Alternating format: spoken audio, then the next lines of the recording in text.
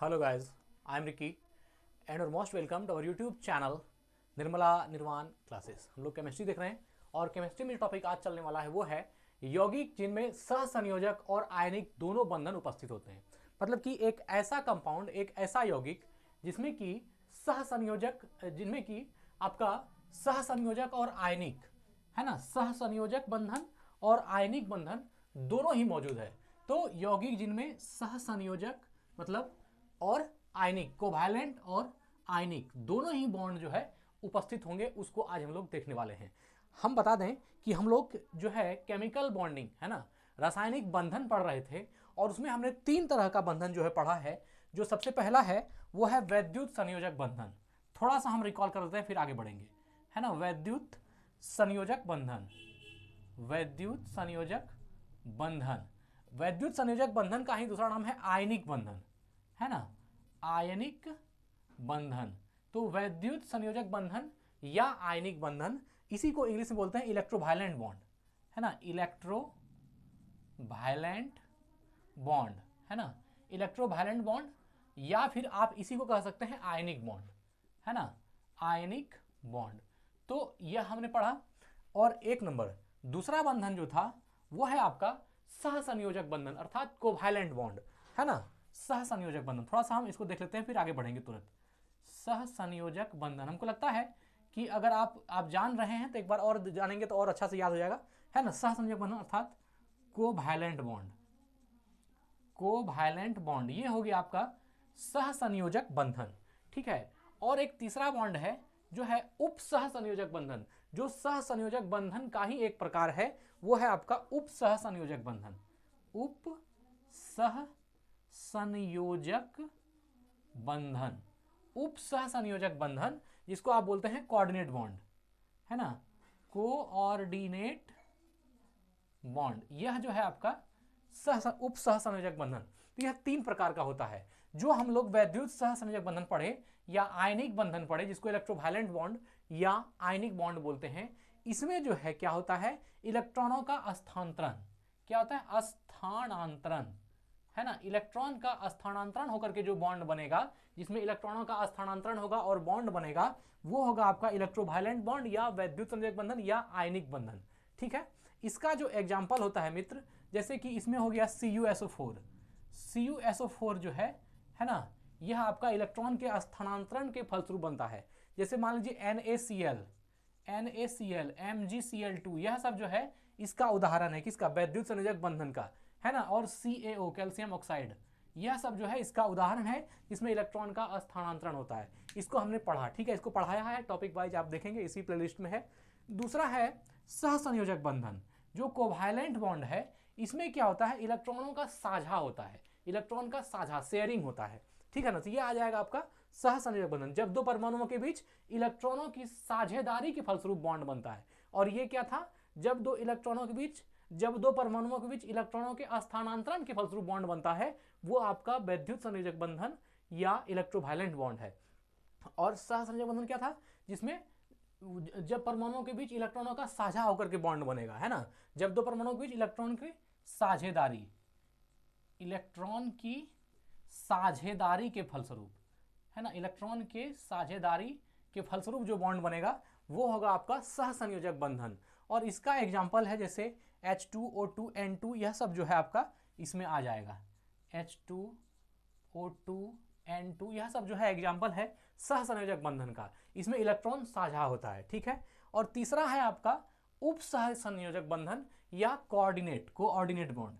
यह जो है उप सहसंयोजक बंधन जो है सहसंयोजक बंधन का ही एक प्रकार है। और उप सहसंयोजक बंधन में क्या होता है, इलेक्ट्रॉन युग्म जो है एक ही परमाणु से प्राप्त होता है। इसमें क्या होता है, इलेक्ट्रॉन युग्म एक ही परमाणु से प्राप्त होता है, एक ही परमाणु से प्राप्त होता है। थोड़ा सा समझ, हम शॉर्ट में लिख रहे हैं, है ना, इलेक्ट्रॉन युग्म एक ही परमाणु से प्राप्त होता है, यह हो गया उप सहसंयोजक बंधन। तो शॉर्ट में आपने तीनों ही बॉन्ड को देख लिया। इसमें क्या होता है, जो एटम इलेक्ट्रॉन का बॉन्ड बनाता है वह खुद ही अपना ही इलेक्ट्रॉन जिसके साथ रिएक्शन कर रहा है उसको भेजता है और फिर उसी इलेक्ट्रॉन से साझा करके वह जो है बॉन्ड बनाता है और वह हो जाएगा उप सहसंयोजक बंधन। इसका जो बॉन्डिंग होता है हम उसको एरो से जो है डिनोट करते हैं। हमने उप सहसंयोजक बंधन पढ़ाया है इसके पहले वीडियो में, आप उसको देख लीजिएगा, बेहतरीन से समझ में आ जाएगा। इसका जो एग्जाम्पल है जैसे NH4 हो गया, है ना, NH4+, यह सब जो है NH4+ आयन जो है यह इसका उदाहरण है, और बहुत सारा है। हम इसमें इस सब को स्पेशली पढ़ाए हैं एक एक टॉपिक में, ठीक है। आज थोड़ा सा हम जल्दीबाजी में खींच रहे हैं क्योंकि हमको शॉर्ट में बताना है। तो यह जो है तीनों तरह का बॉन्ड हमने पढ़ लिया कि विद्युत सहसंयोजक बंधन, आयनिक बंधन या इलेक्ट्रोवायलेंट बॉन्ड या आयनिक बॉन्ड, सहसंयोजक बंधन या कोवैलेंट बॉन्ड, है ना, उप सहसंयोजक बंधन या कोऑर्डिनेट बॉन्ड, हमने तीनों को समझ लिया। लेकिन आज जो टॉपिक हम लोग देख रहे हैं इसमें जो कंपाउंड बना हुआ है इसमें सहसंयोजक और आयनिक दोनों ही उपस्थित होगा। हमने स्पेशली सबको देखा है, व्यक्तिगत रूप से सबको इंडिविजुअली समझा है, लेकिन आज जो बॉन्ड है, जो कंपाउंड आज जो हमारे सामने उपस्थित होगा उसमें दोनों ही मौजूद होगा, सहसंयोजक बंधन भी मौजूद होगा और आयनिक बंधन भी मौजूद होगा। तो दोनों ही बंधन मौजूद होगा, इसलिए हम सोचे कि थोड़ा सा एक बार इसको रिकॉल कर देते हैं, ठीक है। तो अब देखिए इसमें क्या होगा, कुछ ऐसे यौगिक भी होते हैं, कुछ ऐसे कंपाउंड भी होते हैं जिनके अणु में, है ना, जिनके एटम में सहसंयोजक अर्थात कोवैलेंट और आयनिक बॉन्ड दोनों प्रकार के बंधन उपस्थित होते हैं। अब इसमें क्या होता है, दोनों ही प्रकार के बंधन उपस्थित होते हैं। जैसे मान लीजिए हम बात करते हैं CuSO4 की, तो या और भी दूसरे यौगिकों की, तो कुछ ऐसा यौगिक होगा जिसमें कि दोनों ही बंधन मौजूद होगा, सहसंयोजक भी और आयनिक भी, है ना। आयनिक को ही आप इलेक्ट्रोवायलेंट या विद्युत संयोजक भी कह सकते हैं। तो दोनों एक ही चीज है, वैद्युत संयोजक, है ना, वैद्युत संयोजक बंधन या आयनिक बंधन एक ही है। चलिए तो अब देखिए उदाहरण के लिए क्या है, जैसे सोडियम हाइड्रोक्साइड, यह जो सोडियम हाइड्रोक्साइड है मित्र NaOH, इस सोडियम हाइड्रोक्साइड में दोनों ही बंधन मौजूद है, मतलब सहसंयोजक बंधन भी है इसमें और इसमें जो है आयनिक बंधन भी मौजूद है। किसमें, सोडियम हाइड्रोक्साइड में, NaOH में। तो अभी तो आप देख रहे थे कि स्पेशली, लेकिन यहां आपको दोनों ही मिलेगा। सोडियम हाइड्रोक्साइड एक उदाहरण है जिसमें कि सहसंयोजक बंधन भी मौजूद है और इसमें आयनिक बंधन भी मौजूद है। देखिए दूसरा है हाइड्रोजन साइनाइड, जिसको HCN से रिप्रेजेंट करते हैं, शॉर्ट में लिखते हैं HCN4 उसका जो है। तो हाइड्रोजन साइनाइड जो है इसमें भी दोनों ही बंधन है, सहसंयोजक बंधन भी मौजूद है और आयनिक बंधन भी मौजूद है। उसके बाद हो गया आपका सल्फ्यूरिक एसिड, है ना, सल्फ्यूरिक अम्ल, जिसको H2SO4 बोलते हैं। तो सल्फ्यूरिक अम्ल जो है मित्र, इसमें भी दोनों ही बंधन है। कौन कौन है, तो इसमें सहसंयोजक बंधन भी मौजूद है और आयनिक बंधन भी मौजूद है। अब है आपका कैल्शियम कार्बोनेट, है ना, कैल्शियम कार्बोनेट जो कि आपका CaCO3 है, calcium carbonate CaCO3, calcium carbonate में भी सहसंयोजक बंधन भी है और आयनिक बंधन भी है, दोनों ही है, ठीक है ना। अब देखिए यह तो हमने सिर्फ मुंह से बोल दिया कि इसमें जो है सहसंयोजक बंधन भी है, आयनिक बंधन भी है। तो एक एग्जांपल ले लेते हैं सोडियम हाइड्रोक्साइड का। सोडियम हाइड्रोक्साइड का सबसे पहला उदाहरण में हम आपको सोडियम हाइड्रोक्साइड को ही दिखाए हैं। तो अगर हम सोडियम हाइड्रोक्साइड को आपको बता देते हैं तो बाकी आपको समझ में आ जाएगा कि बाकी एग्जाम्पल में जो है किस तरह से यह सेटल करता होगा।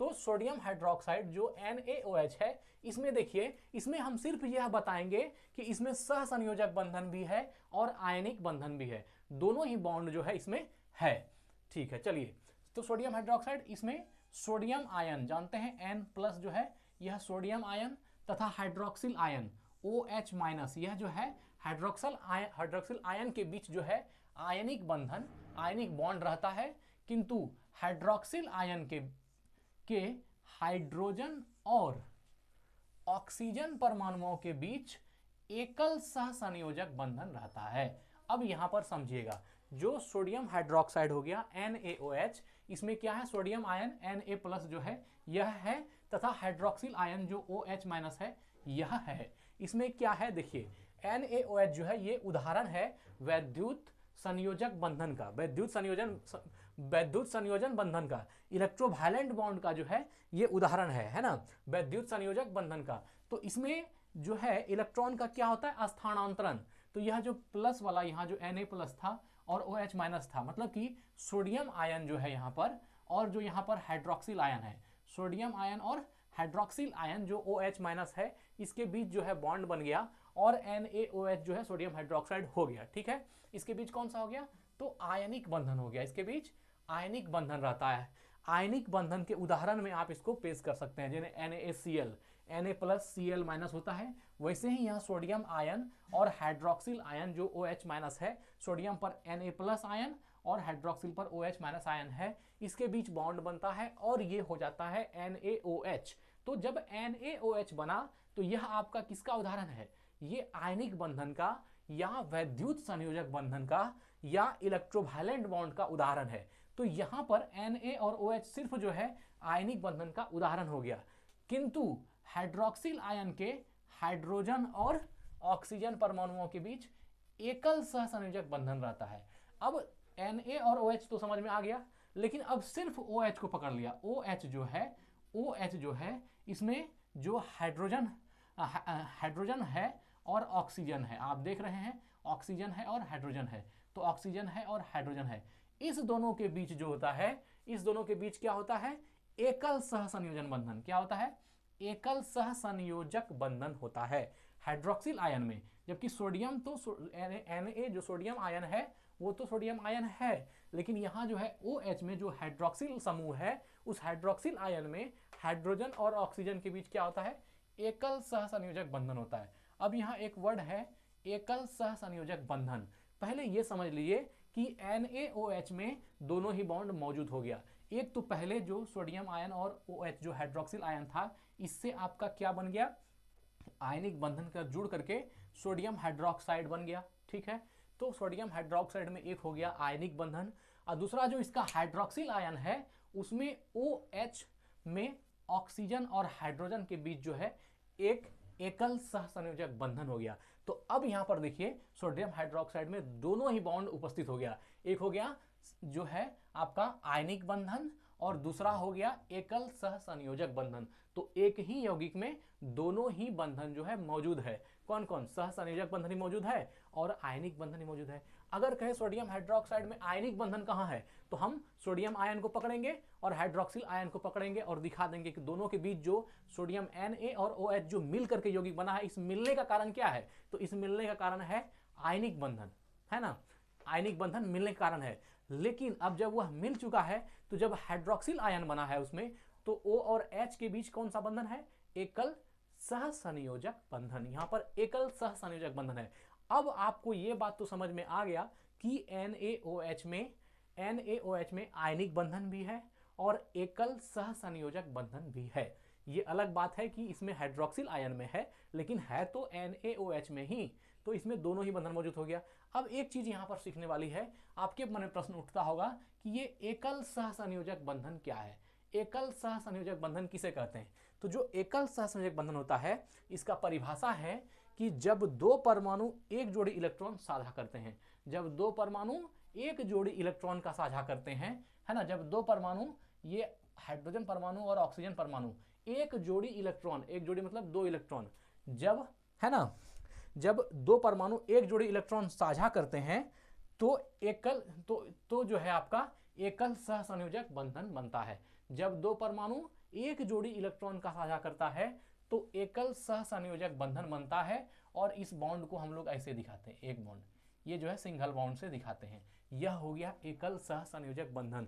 तो आपको यह भी समझ में आ गया होगा कि एकल सहसंयोजक बंधन क्या हुआ, कि जब दो अलग अलग एटम जो है आपस में एक जोड़ा या एक युग्म इलेक्ट्रॉन के एक युग्म का जो है शेयर करता है ना, तो वह जो है आपका एक जोड़ा इलेक्ट्रॉन साझा करता है, तो वह आपका एकल सहसंयोजक बंधन कहलाता है ना। जब दो परमाणु एक जोड़ी इलेक्ट्रॉन साझा करते हैं तो इसे एक सिंगल बॉन्ड से दर्शाया जाता है और इसे एकल सहसंयोजक बंधन कहते हैं। उदाहरण के लिए यहाँ जो है सोडियम हाइड्रोक्साइड है, इसमें Na+ और यहाँ O और H, OH माइनस था, यहाँ O और H के बीच जो है सिंगल बॉन्ड दिखाया गया है। तो यहाँ जो है आपका दोनों ही मौजूद है, एक हो गया आयनिक बंधन से और एक हो गया आपका एकल सहसंयोजक बंधन से।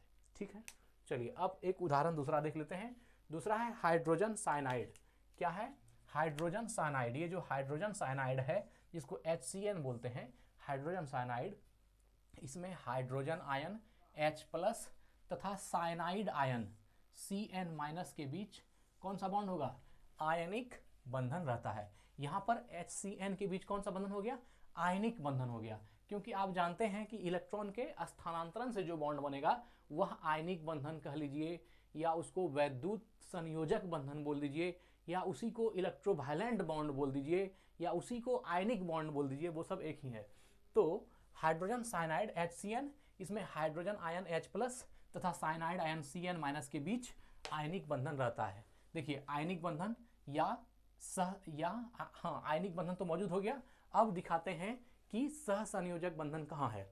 जबकि साइनाइड आयन, जो ये जो Cn- था, साइनाइड आयन के कार्बन और नाइट्रोजन, साइनाइड आयन के कार्बन और नाइट्रोजन परमाणुओं के बीच ट्रिपल सहसंयोजक बंधन होता है। इसके बीच क्या होता है? त्रिक सहसंयोजक बंधन होता है, अर्थात ट्रिपल कोवैलेंट बॉन्ड होता है ना। जबकि साइनाइड आयन Cn- के बीच कार्बन और नाइट्रोजन परमाणुओं के बीच त्रिक बंधन या यह जो है त्रिक सहसंयोजक बंधन होता है। अब देखिए, अगर हम हाइड्रोजन साइनाइड की बात करें तो H+ और Cn- ये दोनों जोड़ करके जब HCN बना दिया तो यह बॉन्ड का कारण, ये बॉन्ड क्या है आपका? आयनिक बंधन है ना।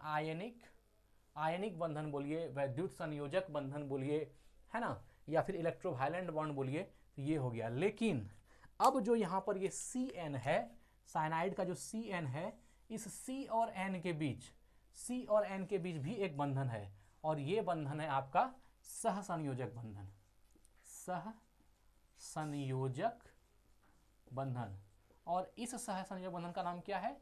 त्रिक सहसंयोजक बंधन, अर्थात ट्रिपल कोवैलेंट बॉन्ड। यह जो त्रिक सहसंयोजक बंधन है, इसमें क्या होता है? यह जो आपका कार्बन और नाइट्रोजन अणु है, इस परमाणु है, इसके बीच जो है 3 बॉन्ड बनता है, ट्रिपल बॉन्ड। इसीलिए इसको ट्रिपल बॉन्ड या त्रिक सहसंयोजक बंधन कहते हैं, त्रिक सहसंयोजक बंधन कहते हैं, या ट्रिपल बॉन्ड कहते हैं। मतलब जो कार्बन एटम है और नाइट्रोजन एटम है, इसके बीच में ट्रिपल बॉन्ड 2 3, यह जो है ट्रिपल बॉन्ड बनता है ना। इसलिए इसको जो है त्रिक सहसंयोजक बंधन कहते हैं। तो अब हाइड्रोजन साइनाइड में दोनों ही बंधन मिल गया आपका।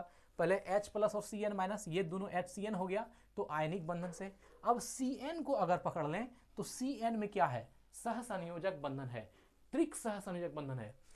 अरे त्रिक हो, डबल हो या ट्रिपल हो, सिंगल एकल हो, डबल हो या ट्रिपल हो, तीनों सहसंयोजक बंधन का ही एक प्रकार है। इसलिए हमने यहाँ त्रिक के बदले सहसंयोजक बंधन लिख दिया। आप त्रिक सहसंयोजक बंधन समझिए कि कार्बन और नाइट्रोजन के बीच क्या होगा? त्रिक सहसंयोजक बंधन हो गया। तो अब HCN में भी सहसंयोजक बंधन भी मौजूद है और इसमें आयनिक बंधन भी मौजूद है। तो एक ही कंपाउंड में दोनों ही बॉन्ड जो है मौजूद है। तो आज की वीडियो में हमने ये देखा, ऐसे यौगिकों को देखा जिनमें सहसंयोजक बंधन भी है और आयनिक बंधन भी है। दोनों ही बंधन इस यौगिकों में जो है उपस्थित हैं। जैसे NaOH हमने देख लिया, हाइड्रोजन साइनाइड देख लिया, ऐसे और भी बहुत सारे प्रकार के, जैसे सल्फ्यूरिक एसिड में भी होगा, H2SO4 में भी है, कैल्शियम कार्बोनेट जो है CaCO3 इसमें भी है। इसमें सहसंयोजक आयनिक बंधन भी है और सहसंयोजक बंधन भी है, दोनों ही मौजूद है। सोडियम हाइड्रोक्साइड को तो हमने देख ही लिया, हाइड्रोजन साइनाइड को हमने देख ही लिया। तो आज की वीडियो को यहीं एंड करते हैं। धन्यवाद, स्वस्थ रहें, अपना ख्याल रखें। मिलते हैं अगली वीडियो में। जय हिंद, जय भारत।